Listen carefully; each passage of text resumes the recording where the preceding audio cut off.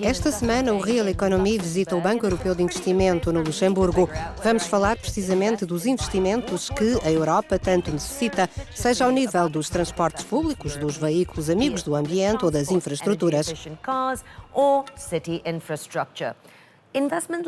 O volume de investimentos aumentou, mas as previsões até 2018 apontam para uma estagnação e, em alguns casos, não se recuperam os valores registados antes da crise.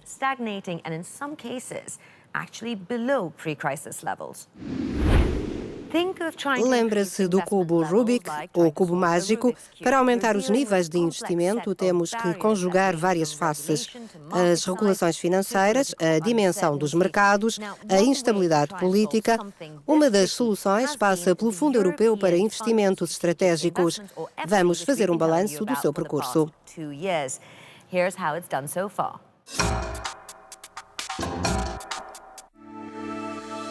O Fundo Europeu para Investimentos Estratégicos, FEIE, tem como objetivo primeiro mobilizar 500 mil milhões de euros em investimentos. Desde o seu início, em 2015, este fundo já aprovou centenas de projetos de infraestruturas e estabeleceu acordos com PME em toda a Europa. No total, o FEIE já recolheu financiamentos na ordem dos 30 mil milhões de euros, que podem alavancar investimentos na casa dos 160 mil milhões.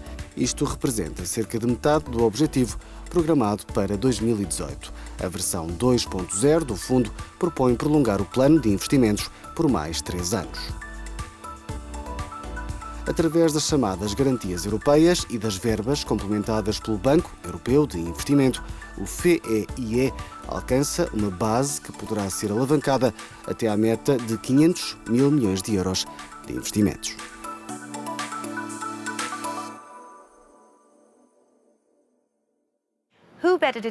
Quem melhor para nos explicar o contexto dos investimentos na Europa que o presidente do Banco Europeu de Investimento, Werner Hoyer.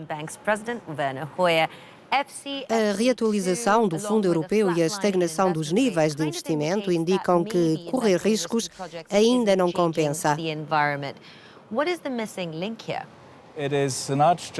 A questão não se centra apenas no aumento do ritmo de investimentos. Tem a ver também com a necessidade de tornar todo o contexto mais favorável. E é aí que as coisas bloqueiam. A liquidez existe e é em abundância. Existem vários projetos, o que é muito positivo. Então, por que é que não se consegue canalizar a liquidez para esses projetos? Os níveis de confiança para fazer a máquina avançar ainda são insuficientes. As empresas estão a investir 3 vezes mais do que os governos. Como é que os vão incentivar? As pessoas precisam de se sentir seguras para planificar as coisas. Se alguém quiser investir no setor das energias renováveis, por exemplo, mas não tiver garantias de que as condições se vão manter passados 2, 3, 5 anos, vai hesitar antes de assumir riscos. Nos dias que correm, a missão principal dos governos é dar certezas. As infraestruturas são dos maiores pontos fracos que temos, tanto na Europa como nos Estados Unidos. Temos de aperfeiçoar urgentemente as estruturas digitais em conjugação com as infraestruturas do setor da eletricidade. É isso que permite transmitir dados em tempo real. Este é apenas um exemplo. Há outros, como o sistema rodoviário, ferroviário e o setor energético. Um dos exemplos mais evidentes neste contexto é o da cidade de Lisboa, onde foi apresentado um plano de investimentos que pretende marcar um ponto de viragem na regeneração urbana e no seu crescimento e competitividade. A jornalista Dalina San foi até à capital portuguesa ver como se está a planear o futuro desta cidade.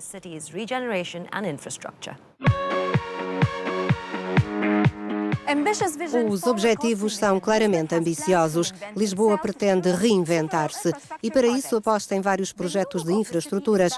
O município vai receber um empréstimo do Banco Europeu de Investimento na ordem dos 250 milhões de euros. Por onde se deve começar? Segundo o presidente da Câmara de Lisboa, Fernando Medina, há 3 eixos de intervenção prioritários: o plano de drenagem, a regeneração urbana e a habitação social. O município prevê complementar as verbas do Banco Europeu de Investimento com mais de 270 milhões de euros. O investimento total nos próximos anos ascende aos 524 milhões de euros, provenientes de fundos públicos, do Banco Europeu de Investimento e da autarquia. Isto vai atrair muito investimento privado. A renovação urbana é um fator-chave para mobilizar investimento privado numa cidade.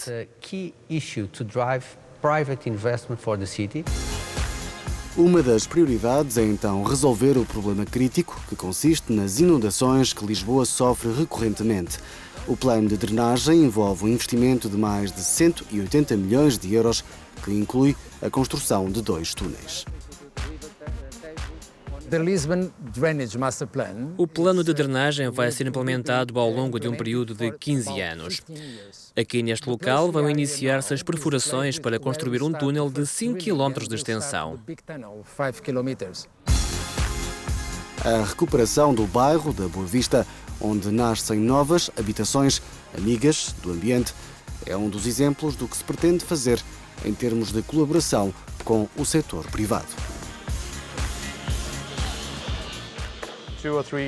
Há 2 ou 3 anos era impossível ter projetos desta dimensão em Portugal. Mas ainda não é suficiente para dar trabalho a todas as empresas de construção que existem. Precisamos de mais projetos destes. Neste tipo de concursos podem estar em competição entre 15 a 20 empresas.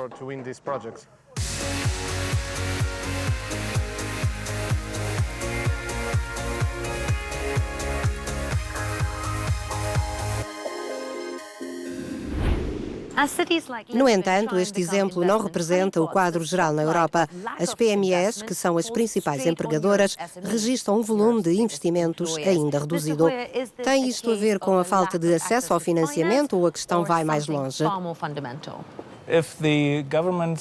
Se os governos reforçarem o enquadramento para investir, acredito que haja uma disposição maior para assumir riscos e para regressar ao espírito do empreendedorismo, que sempre caracterizou as PME europeias.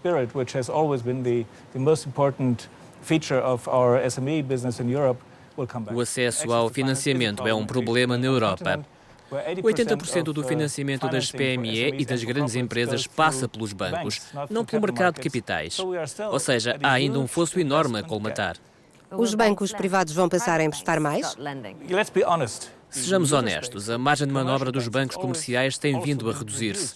A banca pública tem a responsabilidade de impulsionar a máquina dos investimentos, financiando bons projetos. Acredito que os vários processos eleitorais que vão decorrer na Europa este ano vão produzir um efeito estabilizador e criar um novo impulso. Agradecemos a sua participação, assim como a todos os que nos acompanharam. Até breve.